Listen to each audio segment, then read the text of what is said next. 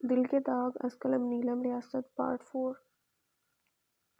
آج بھی وہ سفید پھول لے کر آیا تھا۔ ہر دفعہ یہاں سے ہو کر جاتے وقت وہ اپنے آپ کو باور کرواتا تھا کہ آج آخری دفعہ ادھر آیا ہوں، آئندہ نہیں آنا۔ مگر وہ خود سے لڑتے لڑتے تھک جاتا تو دوسرے ماہ دوبارہ سے زخم کھڑے کرنے آ جاتا۔ پھول ان کی مخصوص جگہ پر رکھ کر خاموشی سے دیوار کے ساتھ ٹیک لگا کر بیٹھ گیا، آنکھیں بند کر کے بیٹھے ہوئے۔ اس کو چند پل گزرے۔ جب دوبارہ آنکھیں کھولیں تو سرخ انگارہ ہو رہی تھی۔ بہت برداشت کے باوجود چند ایک آنسو بہہ کر خوبصورت گالوں پر بکھر گئے۔ وہ آدمی کپڑوں میں ایک 6-7 سالہ معصوم سا بچہ نظر آ رہا تھا جو اب روتے ہوئے کہہ رہا تھا، میں نے آپ سے کبھی نہیں کہا تھا کہ آپ مجھ سے محبت کریں۔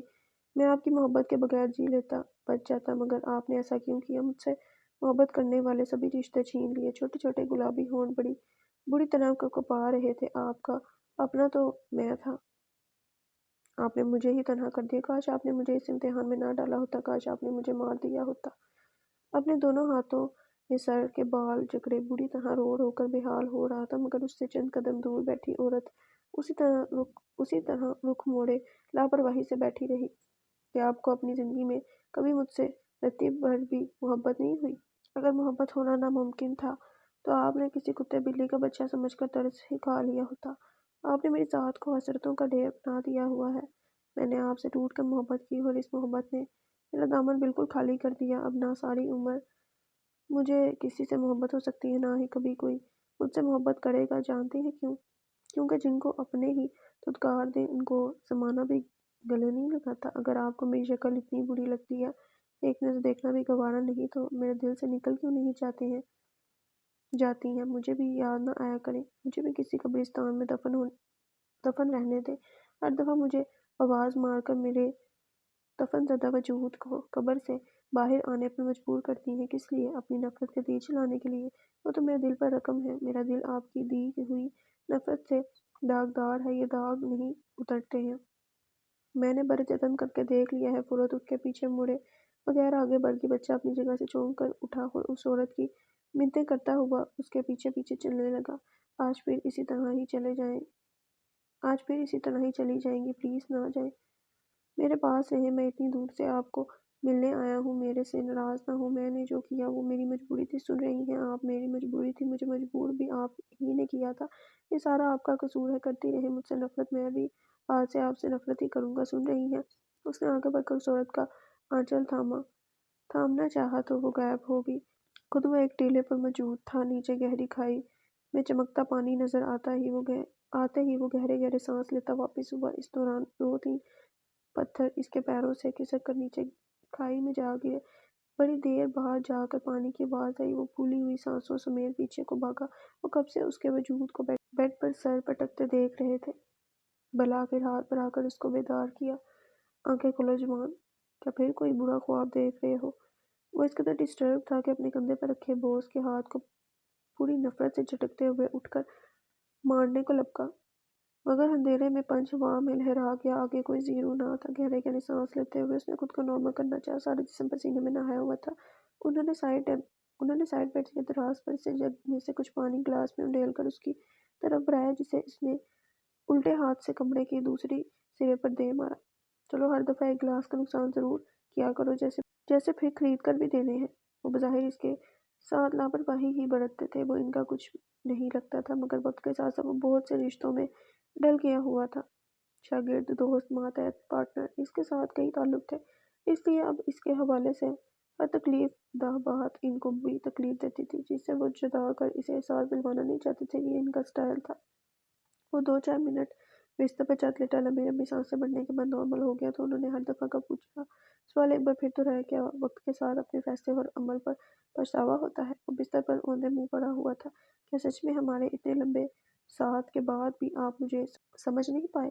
وہ دونوں ایک ہوٹل کے کمرے میں موجود تھے جس میں برابر کے 2 سنگل بیڈ لگے تھے۔ انہوں نے اپنے بستر پر پہلو بدلا۔ انسان کے اندر ہزاروں چھوٹے چھوٹے خانے دراز ہوتے ہیں جہاں وہ اپنی ذات کے کئی پہلو دنیا کی نظر سے بچا کر سنبھال کر رکھتا ہے۔ اگر ساتھ وقت گزارنے سے انسان کی سوچ کا 100% علم ہو جایا کرے تو کیوں کوئی عورت یہ رونا روئے کہ میرے ساتھ تو اچھا بھلا تھا، پھر اچانک دوسری عورت کہاں سے لے آیا؟ ہم لوگ تو ایسی ہڈ بیتیاں دیکھ چکے ہیں، پھر بھی سوال کرتے ہو۔ اس نے سراہنا سر سے ہٹا کر پڑے پھینکا، اپنے بیڈ سے نکل آیا۔ سر، میں پچھتانے والوں میں سے نہیں ہوں۔ ہاں مگر جو میں نے کیا وہ نہ کرتا تو میں نہیں جانتا کبھی خود کو معاف کر پاتا۔ آپ برائے مہربانی یہ موضوع نہ چھیڑا کریں، میرے اندر دکھ ہے جو اندر اندر میری رگوں کو کاٹتا ہے۔ اسلام نے کہا ماں باپ کی بھی غلط بات نہ مانو، مگر ادب میں فرق نہ آنے دیا جائے، ماں بوڑھی بھی ہو تب بھی جنت اسی قدموں تلے ہے، قیامت والے دن اٹھایا بھی اسی ماں کے حوالے سے جائے گا۔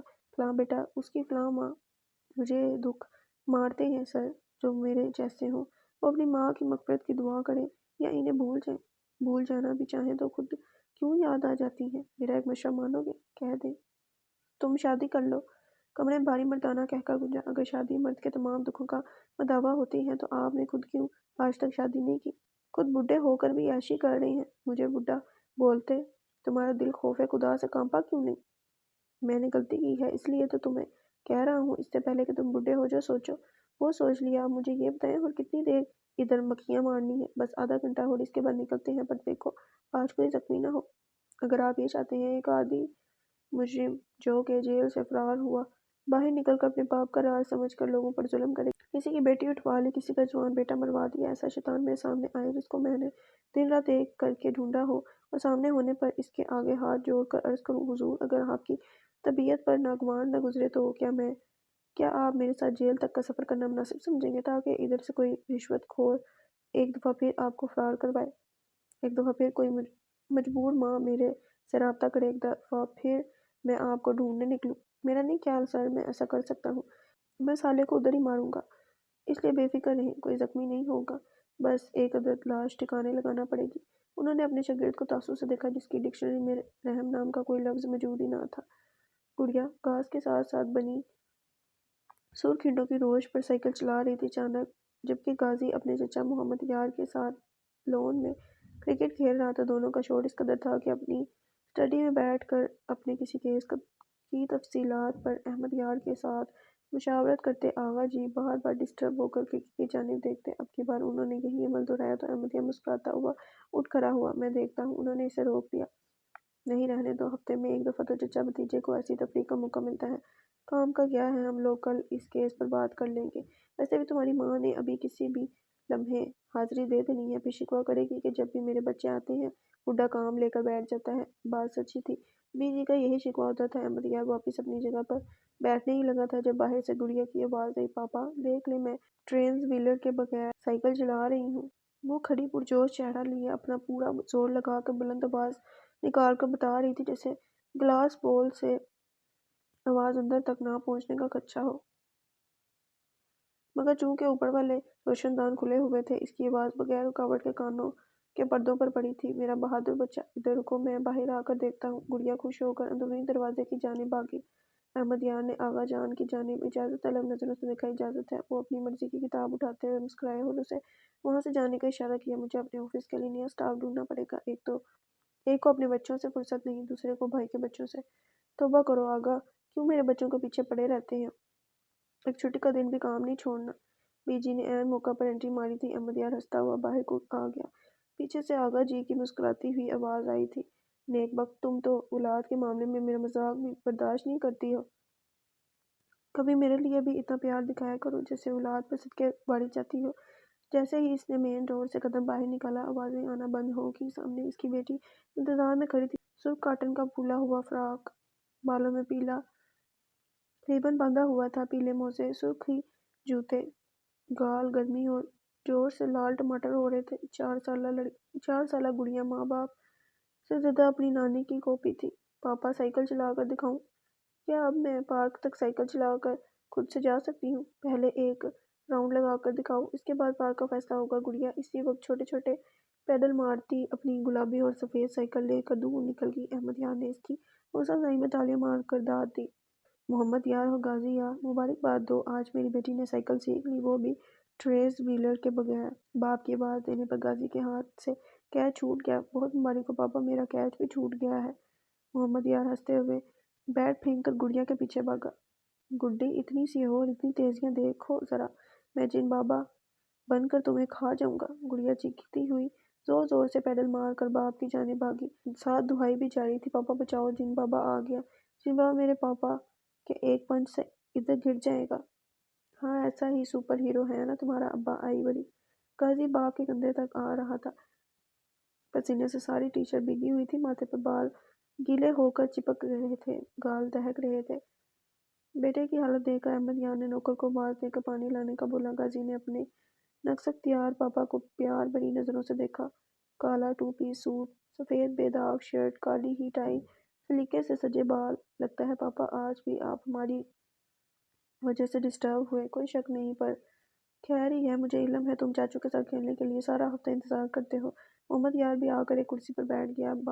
पानी पीने के बाद उसने भाई को मुखातिब किया, क्या ख्याल है फिर आज साइकिलिंग हो जाए? जो हारेगा बाहर डिनर करवाएगा। चलो डन, मैं और गुड़िया पार्टनर, तुम और गाजी। जो पहले यादगार पहुंचेगा इसका डिनर पक्का। अगले आधे घंटे में पी जी और आगा जी को अपना प्रोग्राम बताकर चारों अपने हेलमेट वगैरह पहनकर रवाना हो गए। गाजी और मोहम्मद यार अपनी अपनी साइकिल पर सवार थे, जबकि गुड़िया अहमद यार की बाइक के हैंडल के पीछे बंदी सीट पर अपना हेलमेट और सीट बेल्ट पहनने बैठी तालियां पीट रही थी। अहमद यार ने अपनी जैकेट और टाई उतारने के बाद कफ खोल कर फोल्ड कर रखे थे। मुख्तलिफ रास्तों से होते हुए वो लोग पौने घंटे में अपनी तयशुदा जगह पर पहुंचे। अहमद यार इन दोनों से पहले आ गया था। गाजी और मोहम्मद यार की शक्लें देखने वाली थी। अहमद यार ने अपने सीधे हाथ का अंगूठा और शहादत वाली उंगली खोल कर बाकी मुट्ठी बंद करके माथे पर रखकर दोनों को लूजर का खिताब दिया। गुड़िया जानी, जरा अपने लूजर चचा और भाई के लिए तालियां बजाओ, हम लोग डिनर कर रहे हैं। यार आखिर कैसे मुमकिन हुआ? दो बच्चों का बाप एक बच्ची के साथ समेत जीत गया और नौजवान हार गया। जरूर गुड़िया, गुड लक चार्म है। अगली दफा मैं गुड़िया के इंतखाब करूंगा। जो मर्जी कह लो, हार तुम लोगों की हुई है। अब डिनर की जगह का इंतखाब मैं करूँ या तुम लोग करोगे?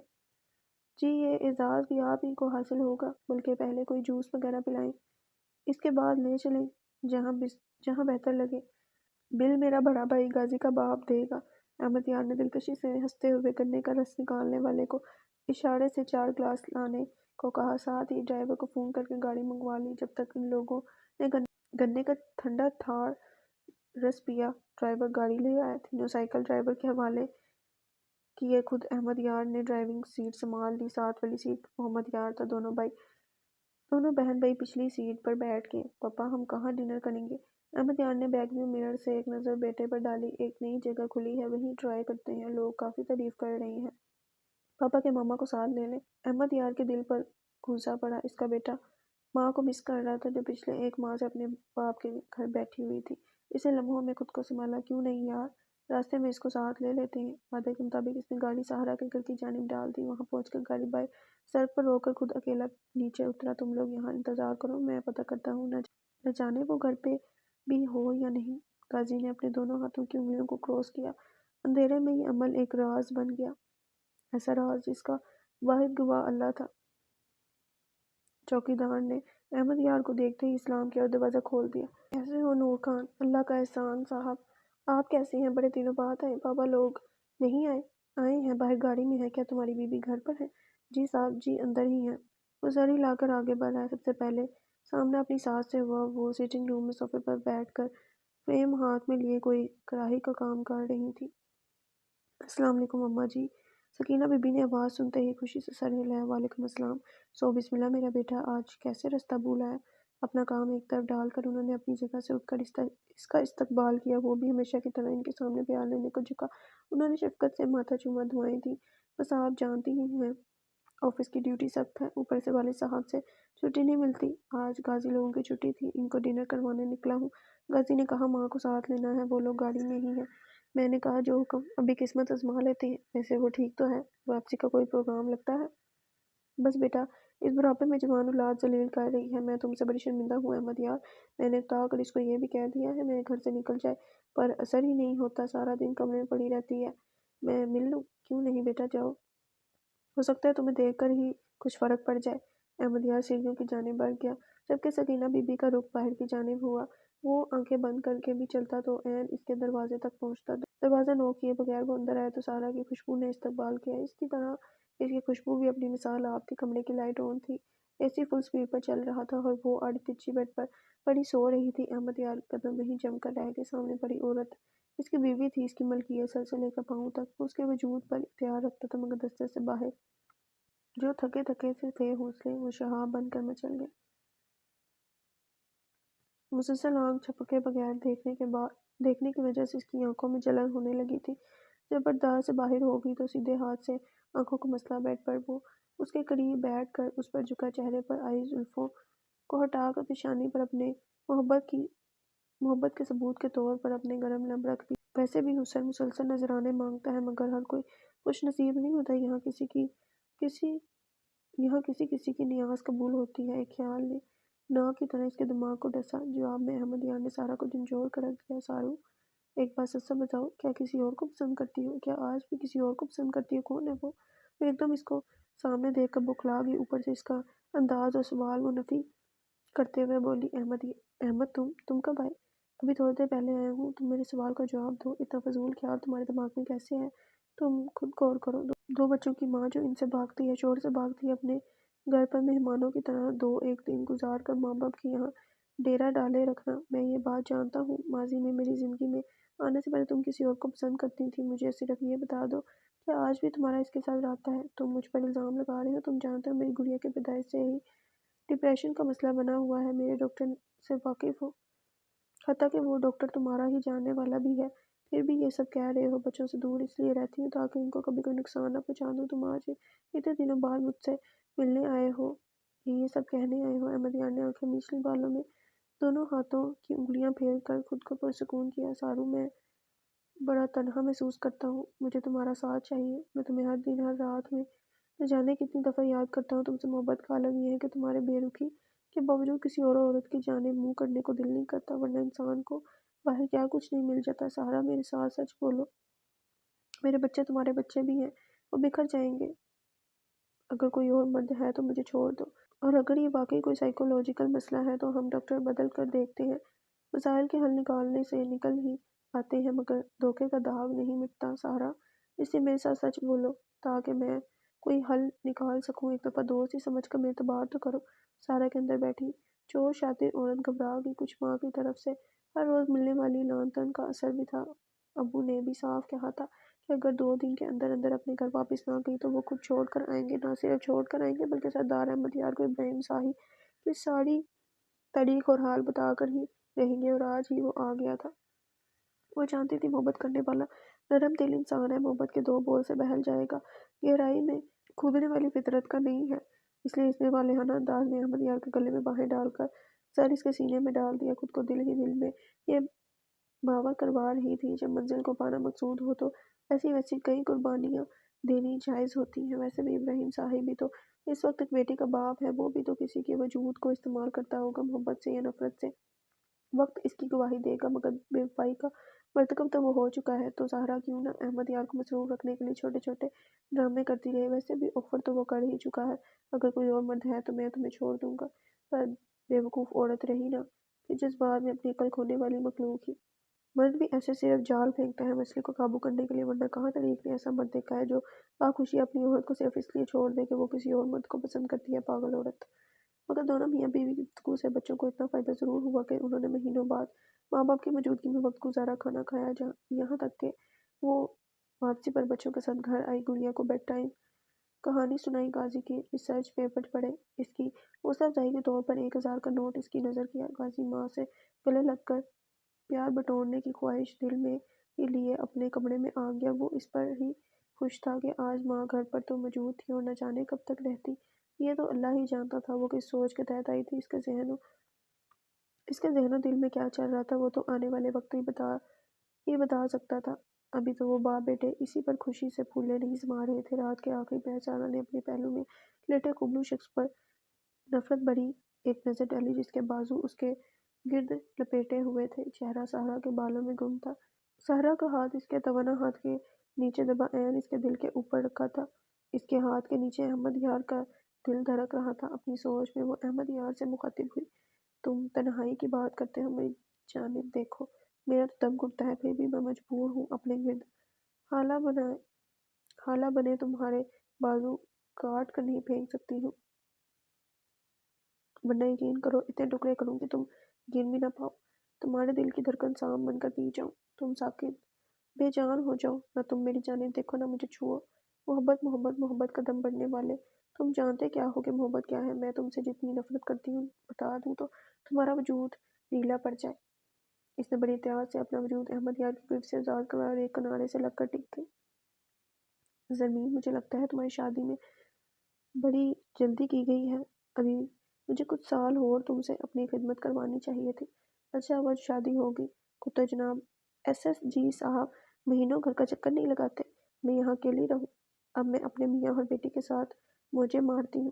زمین نے پاستا لا کر میز پر رکھا، اب اندر سے پینے کو کچھ لینے کی خوش ہو بھی یہاں کے بھائی کو بہلانے کا بہانہ ڈھونڈا ہوا ہے، وہ تمہارا خیال بھی رکھتا ہے، بس یار بس اپنے بھائی کی سیاست چمکانے میں ہی لگا رہتا ہے۔ 1.5 لیٹر پیپسی کی بوتل 2 خالی گلاس لا کر اس کے سامنے رکھتے ہوئے مسکراتی ہوئی خود بھی کرسی کھینچ کر بیٹھ گئی۔ اتنا خیال تو کرتے ہیں، مگر آپ کو نہ جانے کیوں یقین نہیں آتا، پھر تم نے اپنا ڈیزائننگ کا شوق آگے چالو کیوں نہیں رکھا؟ دونوں بہن بھائی آمنے سامنے بیٹھ کر پاستے سے انصاف کر لیتے۔ آپ کی بانجی صاحبہ میرے پاس اتنا وقت ہی کام چھوڑتی ہے، اس کے ماموں سے فرصت ملے تو کچھ اور بھی سوچوں۔ جانے دو بھائی، اتنی بھلی مانس تمہاری بیٹی ہے، جیسے میں جانتا نہیں ہوں کس کے کام تمہیں مصروف رکھتے ہیں۔ بیٹی تمہاری تو اب اسکول شروع کر چکی ہے، تمہارے پاس وقت ہی وقت ہے، ساتھ سب کو وقت کا بہانہ ہے، اصل تو اجازت نہیں ہے۔ بھائی آپ کو نہ جانے کیا وہم ستاتے رہتے ہیں، اب تھوڑا بہت کمپرومائز تو ہر لڑکی کو کرنا پڑتا ہے نا۔ میرے بارے میں فکر مند ہونا چھوڑ دیں، میں اپنی زندگی میں بہت مگن ہوں۔ ہاں کاش خوش بھی ہوتی۔ خوش ہی ہوں، آپ بڑی بات کریں، کب تک یوں گھورنے کا ارادہ ہے آپ کو؟ اب پیاری سی اچھی سی بھلی مانس سی لڑکی سے شادی کر لینی چاہیے، آپ میرے سے 3 سال بڑے ہیں، کچھ تو خیال کریں۔ ولی نے نیپکن سے منہ صاف کرنے کے بعد گلاس اٹھا کر ایک سپ لیا۔ اس سارے کے دوران وہ دلکشی سے مسکراتا رہا۔ بھائی تم نے شاید غور سے سنا نہیں، میں یہ بات تسلیم کر چکا ہوں، تمہاری شادی بڑی چھوٹی عمر میں کر دی ہے، اب 24 سال کی عمر میں تم اماں جی بن گئی ہو۔ کہا گے خالہ کے وہ وعدے کہ شادی کے بعد بھی زرمینی اپنی تعلیم جاری رکھ سکتی ہے، مجھے علم ہوتا ہے ایسے وعدہ خلافی ہونی ہے، میں کبھی ان کی باتوں میں نہ آتا، کم از کم ماسٹر ضرور کرواتا، میرا خواب تھا تم آرمی میں جاتی۔ یہ ہیل والے جوتے پر ساڑی باندھے جا رہی ہیں ڈاکٹر زرمین احمد۔ کیوں میں کیپٹن زرمین احمد کیوں نہ ہوتی؟ آپ کی طرح ایس ایس جی یہ بھاری گن اٹھائے انڈیا کے بارڈر پر فائر کر رہی ہوتی۔ ولی شادابی سے ہنسا۔ تم فائٹر نہیں ہو زرمینی، تم معصوم ہو۔ کیوں، کیا فائٹر معصوم نہیں ہوتے؟ ہوتے ہیں مگر کول بلڈڈ ہوتے ہیں، تم کول بلڈڈ نہیں ہو، تم باتوں سے بہلنے والی ہو، تم میری زمینیں ہو۔ وہ آج صبح 10 بجے ولی کی فون کال ملتے ہی اس کی طرف آ گئی تھی۔ وہ یوں ہی بغیر اطلاع کے اچانک مہینوں کئی دفعہ ہفتوں بعد اپنی شکل دکھانے آ جاتا تھا۔ ویسے مان گئی ہوں، باتوں میں لگا کر اصل موضوع سے ہٹانا آپ کا دائیں ہاتھ کا کھیل ہے۔ یار ایک لڑکی آج کل تمہارے بھائی کو فل ٹائم لفٹ کروا رہی ہے، کرنل کی بیٹی ہے، ڈر لگتا ہے کہیں جوتے ہی نہ پڑوا دے، کیونکہ 4 دن ہینگ آؤٹ کرنا ہے تو موسٹ ویلکم۔ شادی وادی کا سین نہیں ہو سکتا، شادی وادی کا سین آپ کی طرف سے نہیں ہو سکتا، یہ اس کی طرف سے، ظاہر ہے میری جانب سے ادھر تو شاید دال گل ہی جائے۔ پر یار ایک اور مسئلہ بھی ہے، جب لڑکیوں کو لفٹ کروا دو فوراً سے شادی کی رٹ لگانے لگ جاتی ہیں۔ میرے دوست کے ساتھ ہوا ہے ایک سین، تم سنو تو پیٹ میں بل پڑ جائے، بیچارہ بڑا پھنسا ہے، بلکہ کام سے گیا ہے، اچھا بھلا دھڑلے والا پٹھان بھائی تھا، اس لڑکی نے اس کی شخصیت ہی بدل کر رکھ دی ہے، کیا کھا رہا ہے، کہاں جا رہا ہے، حتیٰ کہ دوستوں سے ملنے بات کرنے پر بھی پابندی ہے۔ خیر ہم بھی اس کو بڑا تنگ کرتے ہیں، ہم لوگوں نے اس کا نام ہی گیدر خان رکھ دیا ہے۔ زمین کا کہکا فلک شگاف تھا۔ یہ تو پٹھان بھائی کے ساتھ زیادتی ہے۔ ہاں تو کون اس کو کہتا ہے ایسے ایک لڑکی کے پیچھے جگری یاروں کو چھوڑے، یہاں تک کہ ایک فلم تک ہمارے ساتھ دیکھنے نہیں چاہتا۔ کل کو دیکھا جائے گا، اب تو بڑی باتیں بنا رہی ہے نا، کل اپنی بیوی کے آگے پیچھے اس کا بیگ اٹھا کر گھومیں گے، تب پوچھوں گی میں نے شادی کرنی ہے؟ اللہ معافی دے، کوئی اپنا جینڈر نہیں تبدیل کرنا جو لیڈیز بیگ اٹھا کر گھوموں گا۔ ویسے بھی تمہارا آدمی کون سا یہ سب کرتا ہے، بس آ جائے واپس میرے بیچارے آدمی پر، نہ جانے کہ اللہ واسطے کا بیر ہے، وہ اگر آپ کے خیالات سن لیں تو کتنا افسوس ہو۔ پتہ نہیں یار، پر مجھے کبھی بھی اس شخص سے پازیٹیو وائب نہیں ملے، ہمیشہ بڑی ڈارک سی فیلنگ آتی ہے، اللہ کرے میرے وہم غلط ہو۔ زمین نے بڑی ہوئی آنکھوں سے ولی کی جانب دیکھا۔ اب وہ کیا بتاتی کہ تمہارے 100 نہیں تو 80% وہم صرف وہم نہیں ہے بلکہ، بولی بھائی وہ میرے شوہر ہیں، میری بچی کا باپ، پلیز اپنا دل کشادہ کرے۔ ولی اس کی آنکھوں میں پانی دے کر ہاتھ کھڑے کر گیا۔ پاگل ہوئی ہو کیا؟ भाई मजाक कर रहा हूँ, इतना सा तो तुम्हारा दिल है। अच्छा चलो मार्केट का चक्कर लगाते हैं, मुझे भी कुछ चीज़ें लेनी है साथ में क्या याद करोगी, तुम्हें भी शॉपिंग करवा देता हूँ, क्योंकि इस दफ़ा मैं अपनी दफ्तर के लिए कुछ ला नहीं पाया हूँ। आप खुद जो आ गई हैं यही बहुत है। मैं बर्तन धोकर आती हूँ, आपके लिए चाय बनाऊँ? नहीं भाई, नहीं, बाहर ही कहीं पी लेंगे। तुम बस बर्तन रख कर आओ, धो बाद में लेना। शाम 7 बजे मेरी वापसी की फ़्लाइट है। क्या है भाई, इतने अरसे बाद आए हैं? वो भी चंद घंटों के लिए। आजकल छुट्टी बड़ी मुश्किल से मिल रही है मुझे। टोटल 3 दिन मिले थे, मगर 2 दिन मैंने दोस्त को दे दिए। असल में इसकी वालदा बीमार है, परेशान था। अब इतना तो दोस्तों के लिए करना पड़ता है, पर फिक्र नहीं करो, अगली दफ़ा लंबी छुट्टी लेकर आऊँगा। रहने दें ये फिक्र, बस आपने एक लॉलीपॉप की तरह मुझे फैलाने के लिए रखा है। अब बस आपकी शादी होनी चाहिए। अगली दफ़ा आएंगे तो शादी करके ही वापस जाने दूंगी। अच्छा यार, अभी तो चलो दफ्तर के स्कूल चलते हैं, इसको साथ लेकर शॉपिंग पर जाएंगे। सर, आपसे कोई जमाल अली गिलानी मिलने आए हैं। पीए ने ऑफिस के दरवाजे पर नोक करके पैगाम दिया तो बॉस की कुर्सी पर बैठा शख्स अपनी जगह थम कर रह गया।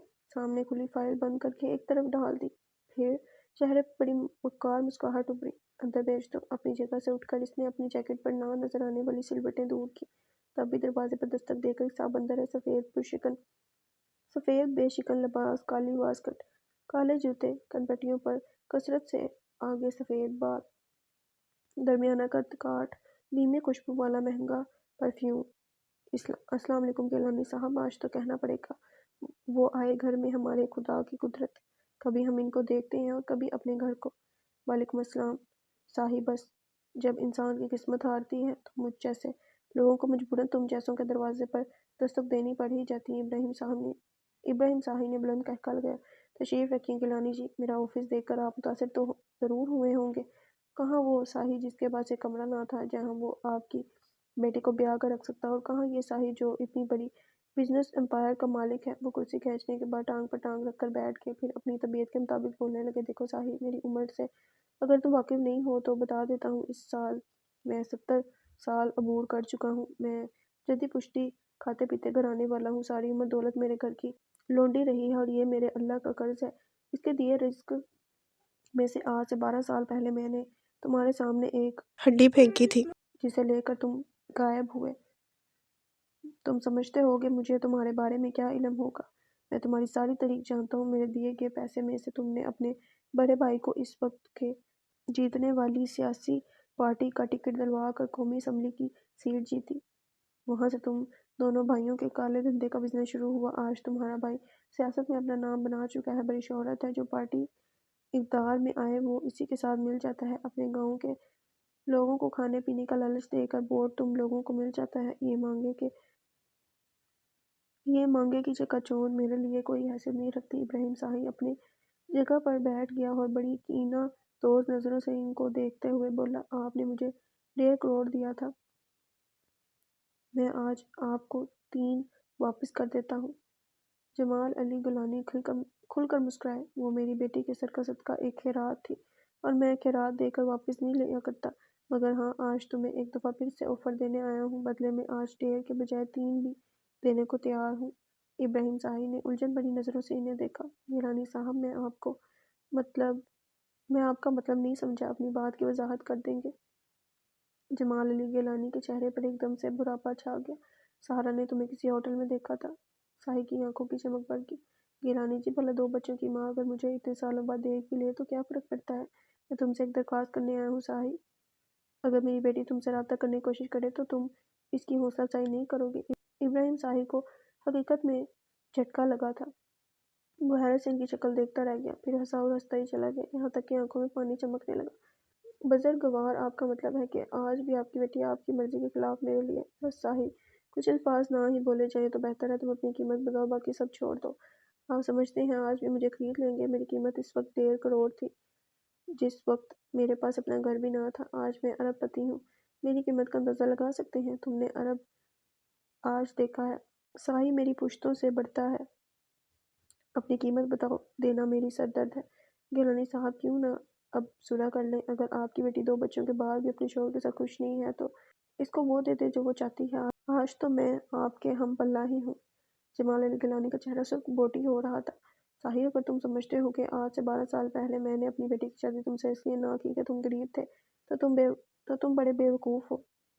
मैं तुम्हारी नस्ल को पहचान गया था, इसलिए मैंने तुम्हारे सामने हड्डी फेंकी थी। तुमने मेरे खदशात सच साबित कर दिए, हड्डी मुंह में डाली और अपनी राह ली। मेरा दामाद असल अमीर आदमी है, दिल का अमीर, किरदार का अमीर। तुम्हारी क्या हैसियत? वाह गिलानी साहब वाह। फिर वो अमीर दामाद आपकी बेटी को खुश क्यों नहीं रख पाया? आज भी, अल्लाह के बंदे, आज भी वो मेरे लिए पागल है। मेरी बेटी नाबीनी है साही, और आंखों वाले नबीने लोग यूं ही खुद को तबाह करते हैं, बल्कि नस्लें खुद तबाह करते हैं। मैं अपनी आने वाली नस्लों को बचाने की कोशिश में हूँ। तुम भी आज साहब औलाद हो, बच्ची के बाप हो। मेरी बात को सोचना। चलता हूँ, अल्लाह हाफिज़। वो अपनी जगह से उठे और बाहर निकल गए। जाते हुए इब्राहिम साहिब पर कई दर खोल गए। अगर वो कोई दानिश व फरासत वाला इंसान होता तो ज़रूर इस बेबस बाप की मजबूरी समझने की कोशिश करता कि किस दिल से वो इसके पास आया होगा, बल्कि वो बिल्कुल इसके बरक्स सोच रहा था। वैसे भी मर्द की अना को ये बात बड़ी तकवीत देती है कि कोई औरत इतने सालों बाद भी इसी से मोहब्बत का दम भरती है। वो अपने दिमाग में लैला तरतीब देने लगा। मुसलसल होंठों पर मुस्कुराहट खेल रही थी। तुमने वापस कब आना है? ज़ाहिर है पेपरों के बाद ही आऊँगी। अब तुम्हारी वजह से अपने सालों की मेहनत पर पानी फेरने से तो रही, और इस सारे वक्त में मैं क्या करूँगी? अपने मरीज देखना, ताज़ा आबो हवा खाना, गांव की लड़कियों से दोस्ती करना, अपना शौहर ढूंढना। हाँ, वो तो जैसे किसी गली के मोड़ पर मेरा मुंतज़िर खड़ा होगा। कभी कभी मुझे इस पर बड़ा गुस्सा आता है। भला अगर मुझे अपने साथ रखना नहीं तो मर जाना, शादी ही ना करता। बुज़दिल कोई 2 नंबर इंसान था, न जाने किसके घर में डाल कर भाग गया। अच्छा, वापस डिप्रेशन में नहीं जाना। मैंने वैसे लोगों की ड्यूटी लगाई है, मेरे गैर मौजूदगी में वो तुम्हारा ख्याल रखेंगी। हाँ, मैं फिदे पीती बच्ची हूँ ना। सच्ची पूछूं तो शक्ल से मैट्रिक की स्टूडेंट लगती हो। न जाने किस पागल ने तुम्हें डॉक्टरी की डिग्री दे दी।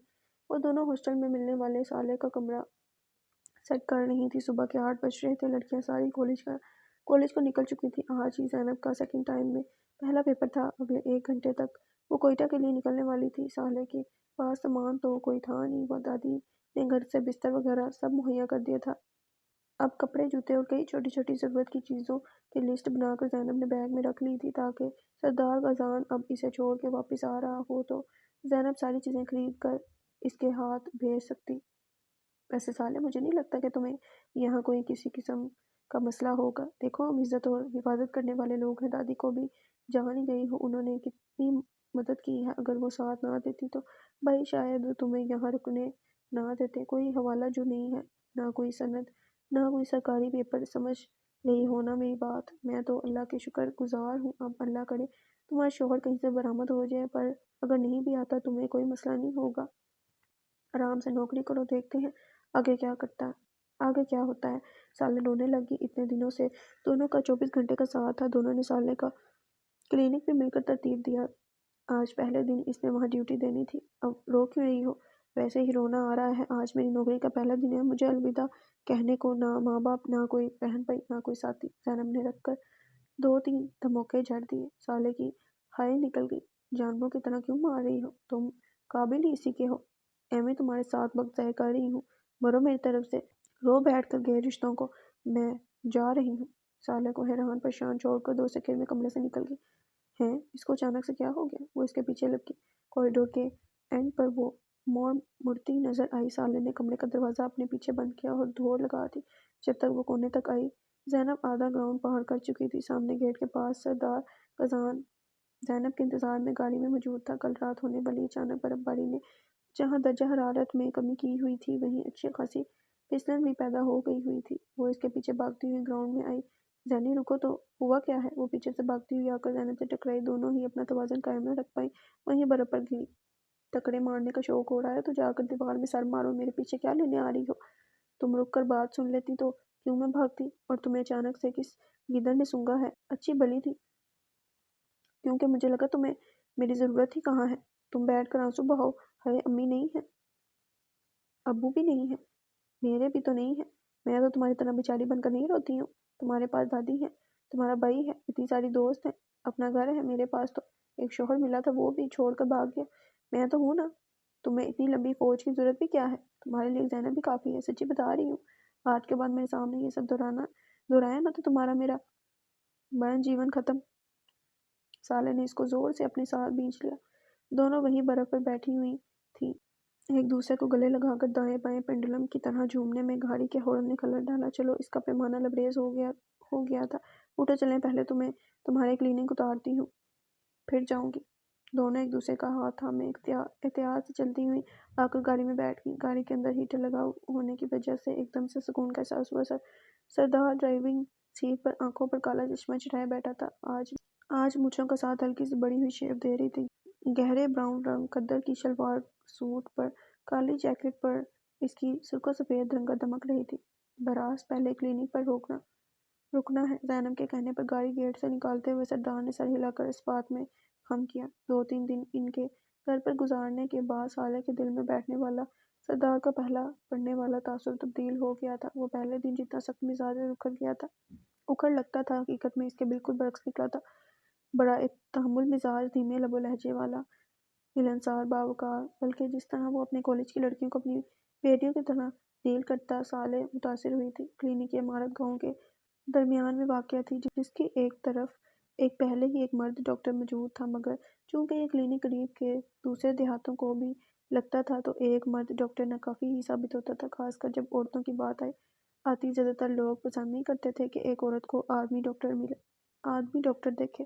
عورتوں کو یا تو کوئٹہ جانا پڑتا، گھر پر ہی سر درد بخار کی گولی لے کر ٹھیک ہوتی۔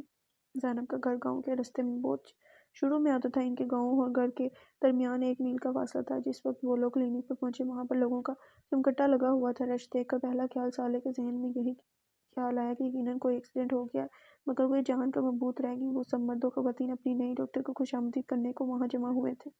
سب نے اس کے لیے کوئی نہ کوئی چیز اٹھا رکھی تھی۔ کسی نے کڑھائی والی چادر دی، کسی نے ٹوپی دی، کسی نے کرتا دیا، کوئی ایک ڈونگے میں کھانے والی کوئی چیز اٹھائے کھڑا تھا۔ خشک میوہ جات، کنو، سیب، چیزوں کا یہ ڈھیر لگ گیا۔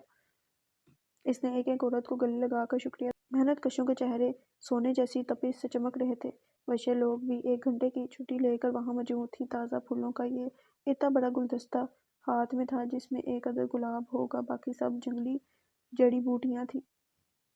اس کے کمرے کے دروازے پر بیز لگا تھا، ویلکم ٹو قبیلہ سردار۔ سالے خوش تھی۔ زندگی میں پہلی دفعہ وہ خوش تھی۔ ہر فکر بھول کر، ہر محرومی بھول کر وہ خوش تھی۔ اپنی خوشی میں یہ احساس نہ ہو پایا کہ کسی کی نظریں مسلسل اس کے چہرے سے چپکی رہیں۔ ان نظروں میں سوچ کی گہری پرچھائیاں تھیں۔ وہ اس کی ایک ایک حرکت کو ازبر کر رہی تھی، پرکھ رہی تھی۔ کاش وہ جان پاتی، کاش اس کو اس لمحے کوئی یہ باور کروا دیتا کہ جس کی تمہیں تلاش ہے، ابھی اسی لمحے وہ اس بھیڑ میں موجود ہے۔ آگے بڑھ کر اس کو پہچان کر اس کا ہاتھ تھام لو، پھر چاہے کچھ بھی ہو جائے، چھوڑنا مت، کھونا مت۔ وہ بہت قیمتی ہاتھ ہے۔ مگر سالے وہیں اپنے نئے ملنے والوں میں مصروف ہو گیا اور وہ اسی طرح خاموشی سے چلا گیا۔ بتاتے کیوں نہیں ہیں؟ اس بدنیت انسان کے پاس کیوں گئے تھے؟ سکینہ بی بی کے غصے سے پوچھے سوال کے جواب میں جمال علی گیلانی کا لہجہ شکست خوردہ اور کندھے جھکے ہوئے تھے۔ اور کیا کرتا؟ گھر میں بیٹھ کر انتظار کروں کہ کب میری بیٹی باپ کی میت کو آخری دھکا دے کر قبر میں اتارتی ہے، یا اس دن کا انتظار کروں جب اس شریف انسان کو ساری حقیقت معلوم ہو جائے اور وہ آ کر میرا گریباں تھامے کہ جب اپنی بیٹی کی چلن معلوم تھے تو کیوں اس کو میرے نام کی بیڑی میں قید کیا؟ میں آج کل بڑا پچھتاتا رہا ہوں سکینہ، میں اندر سے ریزہ ریزہ ہو گیا ہوں۔ نبی پاک صلی اللہ علیہ وسلم نے فرمایا جس شخص کی 2 بیٹیاں ہوں، وہ شخص ان کی اچھی تربیت کرے، ان کا فرض پورا کرے، دین کی تعلیم دے، وہ میرے ساتھ جنت میں اس کے ایسے ہوگا جیسے ایک انگلی دوسرے کے ساتھ جڑی ہوتی ہے۔ میں کتنا بد نصیب ہوں، مجھے اللہ نے ایک بیٹی اور ایک بیٹا دیا۔ بیٹا سعادت مند ہے، حالانکہ بیٹے سے زیادہ مجھے بیٹی سے امیدیں تھیں۔ میں نے کس شوق و چاہت سے اس کو اسکول و کالج بھیجا، مگر وہ تعلیم لے کر سنورنے کے بجائے اپنا آپ ہی بھول گئی۔ اتنی بدنیت، اس قدر کٹھور، اس درجے کی بے حس میں اللہ کو کیا منہ دکھاؤں گا؟ وہ آج بھی 12 سال پہلے کی طرح میری آنکھوں میں آنکھیں ڈال کر مطلع کر گئی ہے۔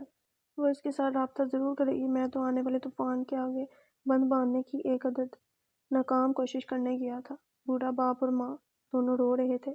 میں تو دعا کرتی ہوں اگر اولاد ایسی ہوتی ہے تو اللہ کسی کو صاحب اولاد نہ کرے۔ لوگ تو یہی کہیں گے ماں نے بیٹے کی یہ تربیت کی ہے، بے وفائی، بد چلنی تو میری نسلوں میں کہیں نہیں ملتی۔ میں نے تو آج تک بغیر ضرورت کے دہلیز سے باہر قدم نہیں نکالا، شوہر کی غیر موجودگی میں بھی اس کی دہلیز پر کوئی چھینٹا نہیں پڑنے دیا۔ پھر میرے پیٹ سے جنم لینے والی ایسی کیوں نکلی جس کو ماں باپ سے محبت نہ ہو؟ وہ زندگی میں کسی اور کی محبت کا دعویٰ بھی کیسے کر سکتی ہے؟ میں نے اس کو ہر بات کھول کھول کر بتائی، پھر اس پر اثر کیوں نہیں ہوا؟ قرآن کہتا ہے ماں باپ کے سامنے اکتاہٹ سے اف کرنا بھی گناہ ہے، تو وہ مجھے اور آپ کو خون کے آنسو کیسے رلا سکتی ہے؟ میں 12 سال پہلے ہی بڑا ہو چکی ہوں، آج میرے میں اتنی ہمت نہیں ہے۔ اگر اس نے میرے سفید سر میں خاک ڈالی تو میری دعا ہے میرے اللہ مجھے اس دنیا کی قید سے آزاد کر دے۔ جمال علی گیلانی نے اپنے آنسو صاف کیے کھڑے ہو گئے۔ تم دعا کرو سکینہ، اللہ کی ذات ہم پر وہ بوجھ نہ ڈالے جس کو اٹھانے کی ہم میں ہمت نہیں ہے۔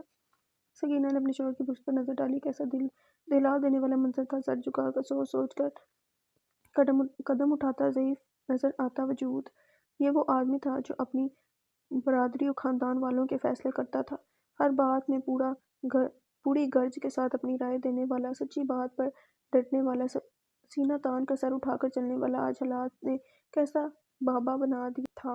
یہ اولاد کا تحفہ تھا جو حلق میں پھنس چکا تھا، جسے نہ نگلا جا سکتا تھا نہ ہی اگلا جا سکتا۔ کھانے کی میز سے اٹھ کر دونوں نے ملازمہ کو کہہ کر جمال صاحب کے لیے چائے ان کے آفس میں پیچھے بھجوائی۔ خود فون سٹینڈ کی جانب آئی۔ نمبر ملانے کے بعد ریسیور کان سے لگایا۔ چوتھی بیل پر دوسری جانب سے جواب آیا، السلام علیکم، آپ سردار احمد یار خان کے بیٹے سے مخاطب ہیں؟ کہیے کیا کام ہے؟ بے اختیار ان کے ہونٹوں پر مسکراہٹ پھیل گئی۔ وعلیکم السلام، آپ بھی اس وقت سردار احمد یار خان کی ساس سے مخاطب ہیں؟ دوسری جانب غازی کی ہنسی گونجی۔ یہ ہوئی نا بات، آپ نے ثابت کر دیا ہے کہ آپ میری ہی نانو ہیں۔ میں ابھی آپ کو ہی یاد کر رہا تھا۔ جاؤ جاؤ، منہ دیکھے گی، محبت جتانے میں تم باپ بیٹے کا کوئی ثانی نہیں ہے۔ غازی ہنستے ہوئے صفائی دینے لگا۔ نانو قسم ہے، سچ کہہ رہا ہوں، وہ ملازمہ نے پاپا کے کہنے پر ساگ بنایا ہے، پاپا کے کسی کلائنٹ نے گاؤں سے بھیجا ہے، ساگ بنایا اچھا ہے، مگر اینڈ پہ جو مکھن ڈالا ہے نانو، کبھی آ کر دیکھیں، اس مکھن کا رنگ ایک دم زرد ہے، جبکہ جو ساگ آپ بناتی ہیں اس کے مکھن کا رنگ ہمیشہ سفید ہوتا ہے۔ یہی بات میں پاپا کو بتا رہا تھا۔ اب تو آ گیا یقین کہ میں آپ کو ہی یاد کر رہا تھا۔ ہاں مجھے یقین آ گیا، تم ساگ اور سفید مکھن کو یاد کر لیتے، مجھے یاد کرتے تو کم از کم ملنے تو آتے۔ نانو میں تو آج بھی آ جاؤں، مگر اسکول کی چھٹی نہیں ہے، پر پاپا نے وعدہ کیا ہوا ہے اس دفعہ چھٹی پر ہم دادا کے بجائے آپ کی طرف آئیں گے۔ اگر پروگرام فائنل ہوا نا تو میں چھٹی والے دن صبح ہی آپ کو فون کر دوں گا۔ آپ میرے لیے چکن مکھنی بنا کر پہلے سے ہی رکھ دینا۔ کیوں نہیں میری جان، میں آج ہی بنا کر ڈرائیور کے ہاتھ بھجوا دوں گی۔ نہیں، جب میں آپ کی طرف آؤں گا تب بنانا ہے، تب بھی بنا دوں گی اپنے بیٹے کے لیے۔ بار بار ہر روز چکن مکھنی بنانے کو تیار ہوں۔ تھینک یو نانو، آپ کے لیے ایک بڑی سی پپی ہے۔ سکینہ بی بی بے اختیار مسکرا کر بولی، آج کل کیا نئی معلومات اکٹھی کی ہیں؟ کیا نیا پڑھا؟ نانو آج کل میں خلا کے بارے میں پڑھ رہا ہوں، پاپا نے کتابیں منگوا کر دی ہیں، اس میں ناسا کی سب سے جدید ترین دریافت کے بارے میں لکھا گیا ہے۔ جب آیا تو کتابیں لے کر آؤں گا، آپ ان میں موجود تصویریں دیکھ کر حیران رہ جائیں گی۔ ضرور لے کر آنا، پر اس سے پہلے والے موضوع کا کیا بنا؟ کیا پڑھا تھا؟ ہاں یاد آیا، ہیومن باڈی میں موجود مختلف سسٹم۔ ہاں جی بالکل یہی تھا۔ آپ کو پتہ ہے اپنے سارے اسکول کے سامنے میں نے اس موضوع پر سولو ٹاک دی ہے۔ ہماری ہیڈ نے میری تصویر کے ساتھ میرا نام لکھ کر بڑا سا فریم کروا کر اپنے آفس میں لگایا ہے۔ وہ مجھے اپنے اسکول کا اب تک کا بیسٹ اسٹوڈنٹ بولتی ہیں۔ ماشاءاللہ میرا بیٹا ہے ہی جینیس۔ اب ذرا جلدی سے مجھے بتاؤ کیا مین باڈی سسٹم ہے؟ سکینہ کو اس کی بات سن کر روحانی قسم کا سکون ملتا تھا، اس لیے ہمیشہ بات سے بات نکال کر گفتگو کو تبادل دینے کی پوری کوشش کرتی تھی، جیسے بھی کیا۔ ٹھیک، تفصیل سے بعد میں بتاؤں گا، ابھی صرف ہیڈ لائنز۔ تو جناب سرکولیٹری سسٹم، جس میں ہمارا دل خون کو سارے جسم میں پمپ کرتا ہے۔ ڈائجسٹو سسٹم، خوراک کو ہضم کرنے والا سارا نظام۔ ریسپیریٹری سسٹم، سانس کے آنے اور جانے کا نظام، کیسے ہم آکسیجن کو اندر کھینچ کر کاربن ڈائی آکسائیڈ باہر پھینکتے ہیں۔ مسکولیٹری، سارا ہمارے پٹھوں کا نظام اور عمل۔ سرکولیٹری سسٹم، ہماری ہڈیوں کا نظام۔ غازی جان تمہارا چکن مکھنی بالکل پکا، کل ڈرائیور کے ہاتھ بھیجتی ہوں۔ اگر سچ کہہ رہی ہیں تو میری درخواست ہے کہ آپ خود لے کر آئیں، نانا کو ساتھ لانا، ان کے ساتھ لوڈو کی بازی بھی لگاؤں گا۔ ایسا کریں، کل رات آپ ہماری طرف رہیں۔ سچی نانو، آپ لوگ کبھی بھی رات کے لیے نہیں رکتے، تمہارے نانا کو کہیں نیند نہیں آتی؟ بیٹا نیند کا تو بہانہ کرتے ہیں نانو، اصل میں انہیں اپنے کتوں کی فکر کہیں رہنے نہیں دیتی۔ آپ کل آئیں، میں ان کو رات کے لیے منا کر ہی دم لوں گا۔ اچھا جیسے تمہاری مرضی۔ ماما کیا کر رہی ہیں؟ وہ ماما کی تو کوئی دوست آئی بیٹھی ہے، دوپہر سے بس ان کے ساتھ ہی مصروف ہے، ڈنر بھی اپنے کمرے میں ہی منگوا لیا۔ اب کون سی دوست آج؟ اپنے کو تو کوئی معلومات نہیں ہے، آپ نے ان سے بات کرنی ہے تو بلا لاتا ہوں۔ نہیں میری جان، رہنے دو، اس کو دوستیاں نبھا لینے دو۔ دونوں کے درمیان کچھ دیر کے لیے خاموشی چھا گئی۔ فکر نہ کریں نانو، آج پاپا نے مما کی ایک نئی ڈاکٹر سے اپائنٹمنٹ لی ہے، انشاءاللہ وہ ٹھیک ہو جائیں گی۔ سکینہ بی بی کے گلے میں آنسوں کا بندھا اٹک گیا، آگے بات ہی نہ ہو سکی، مجبوراً لائن کاٹ دی۔